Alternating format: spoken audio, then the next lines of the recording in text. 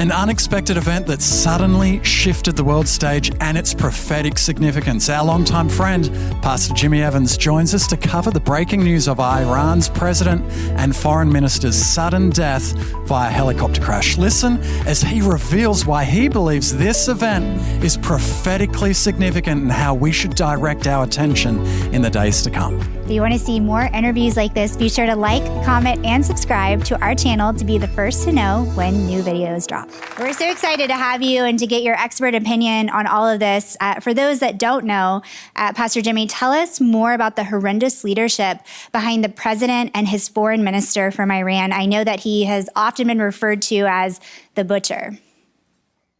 The butcher of Tehran, he comes by that very honestly because beginning back in 1988, he was a part of the judiciary system in Iran for many years. That's how he rose up through the ranks. And in 1988, he was a part of a four-group tribunal. It was a committee that put up to 5,000 political prisoners to death. And they would have these mock trials that lasted 2 or 3 minutes, and they would just put them to death one after the other.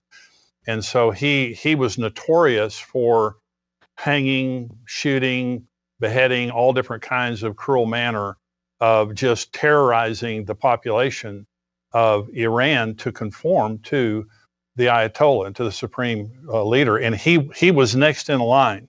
If he wouldn't have died in this helicopter crash, he would probably be the next in line to succeed the supreme leader Khomeini. And so he was a horrible person. He oppressed, especially the female population of Iran. And there was a situation with a young Kurdish girl, and her name was Mahsa Amini, just several years ago. And they were oppressing the female population to try to conform to Sharia law and these stringent, laws related to their dress and behavior and modesty and those kinds of things. Well, she died while she was in police custody, and riots broke out all across the country. So very, very oppressive concerning his own people there in Iran. But concerning Israel, he denied the Holocaust ever existed. He called for a one-state solution in Israel, which was to destroy the nation of Israel, to wipe out the people of Israel, and for, of course, the Palestinians to rule from the river to the sea. So he never, ever did anything other than condemn Israel, hate Israel, do everything he could against them, including the recent, missile launch, the invasion that came just a couple of months ago. He's behind all of that. And so it's a good thing in the short term. I know that people look at his death as being a good thing. It certainly is a good thing. It's like Haman. He was second command like Haman, hated the Jews like Haman. And now God has judged him. He's burning in hell. If there's anyone in hell, he's in hell right now, along with this foreign minister and the others there. But the question that remains is what happens next, because this Mohammed Mokber, he was the first vice president, is now the acting president. And they have 50 days to select another president to replace Raisi. And I can just say this, whether he's as evil as Raisi or not, he is going to conform to Khomeini, the supreme leader, and he will be evil because he will do the bidding of the supreme leader. And so what's happening there right now is a void of leadership. First of all, it's an evil man that's been removed, and that's a good thing. But another evil man will take his place, I can promise you that. And whatever happens, it's leading toward the certain end that is prophesied in Scripture. Pastor Jimmy, we appreciate your insight. Tell us, what makes this crash and death significant to this particular time and moment in history, especially for the international world stage? Well, what you're watching is God's judgment on anti-Semitism. And so you see a very prominent man there who is calling for the destruction of Israel, and he's killed. And so this is something, it's like the attack that came on Israel, where they sent these hundreds of rockets and missiles and drones and nothing hit. It was just this statement. It was an embarrassment to Israel, to Iran and to Khomeini and to Raisi, because they were the ones behind it. It was just like God saying, you're talking all tough, but it ain't going to happen. I'm protecting my people. This is another example of God's sovereignty in the midst of all of the people. Israel's surrounded by enemies. You look at, the Hamas, Hezbollah, Islamic Jihad, all these people that are surrounding them. This is Iran. Iran is behind all of this. And above all of that, you have Raisi, who is the pulling the strings of the puppets. And God crashes the helicopter. Whatever happened to the helicopter, God either caused it or allowed it. I'm going to say God caused it to destroy a very evil man behind a very evil, country there, a nation. And so God's judging them. And we know the end of the story. And the end of the story is Ezekiel 38 and 39, where Iran, Russia, Turkey, especially those three nations, along with some northern African nations, in the Gog and Magog war, they invade Israel. And we see that, coming to pass right now. The planning stages are already there. On the northern border of Israel right now, you have Russia, Iran, and Turkey.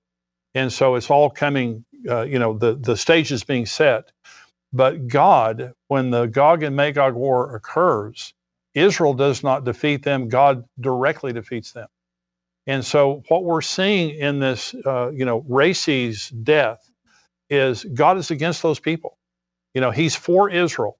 As bad as it is in Israel right now, God is protecting Israel.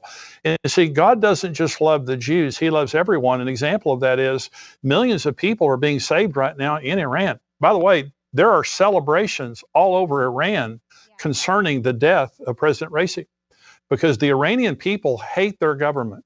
They're wonderful people. Millions of Christians, millions of people getting saved across Iran. And by the way, the Iranian people, by and large, they love America and they love Israel. And so don't judge the Iranian people by the Iranian leadership, because these are just evil people who have an evil ideology to wipe out Israel. But I believe what we're seeing, Josh and Rachel, is we're seeing God acting the way he's going to continue to act in the end times on behalf of the nation of Israel. Yeah, it's interesting. The Bible is very clear when it says, I will bless those who bless Israel, and I will curse those that curse the nation of Israel. And I just find it so interesting that here Iran attacked Israel, and then shortly after, this is what occurs. I'm just curious, prophetically, has God given you any knowledge on what we can expect next in the midst of these moving pieces? A lot of people are concerned about World War III. Do you think that this is an escalation or a step closer to something like that occurring? Yes, I think that in the short term, I would say Mark Hitchcock and I have written a series of books called What's Next? And we wrote about the, Gaza-Israel war. Right now, our latest book that we've released is on AI and the Antichrist. And so I really do believe one of the next thing that's going to happen, and we could see the Gog and Magog war unfold any day. I mean, it's just right there. I don't know the exact timing of that. But I can say, I believe one of the next significant things that's going to happen is the Antichrist is going to take the world stage. You see the spirit of the Antichrist everywhere. The world today is anti-Israel, it is anti-Bible, it's anti-church, and it's anti-God. All over America, all over the world, you see what's happening today. Well, this is the presentation of the man of sin. The Bible gives him 33 titles in the Old Testament, 13 in the New Testament. I believe that artificial intelligence is actually announcing the arrival of the Antichrist, because it has a supernatural power to deceive humanity as never before in the history of mankind. So if I'm talking prophetically, we know that there's going to be wars, and one of the major wars is the Gog and Magog war. World War III, as it would be known, is really not until the end of the tribulation, which is the Battle of Armageddon. There's going to be some wars. I don't know the exact timing, but we see all of those things, the stage is being set right now. But the thing that concerns me the most is the Antichrist, artificial intelligence, and the rise of the Antichrist spirit. But I can also say this, the rapture is also something that's very imminent. I believe that Jesus could come at any moment. The world is, nothing else has to happen prophetically for the rapture to happen. And I believe that as Christians, we just need to remember, Jesus said, when you see all these things happening, look up and lift up your head, your redemption is drawing near. Don't get too concerned about the things happening in the world, even though they're concerning. The number one concern is to be ready when Jesus comes. Thanks for that, Pastor Jimmy. We really do appreciate your insight on what is happening right here, right now in our world. Well, as these events continue to unfold, you can stay up to date by visiting endtimes.com and receiving the Tipping Point Prophecy Update.